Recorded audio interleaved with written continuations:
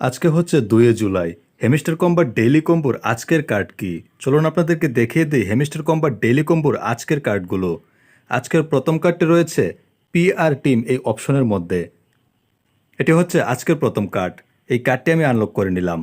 দেখতে পাচ্ছেন একটি কার্ড কিন্তু আনলক হয়ে গিয়েছে। এবার দ্বিতীয় কার্ডটি আমি খুঁজে বের করছি। দ্বিতীয় কার্ডটি রয়েছে মার্কেট অপশনের মধ্যে। ভিডিওটি ভালো লাগলে অবশ্যই একটি লাইক দিবেন এবং কমেন্ট করে জানিয়ে দিন ভিডিওটি কেমন লেগেছে আপনাদের কাছে।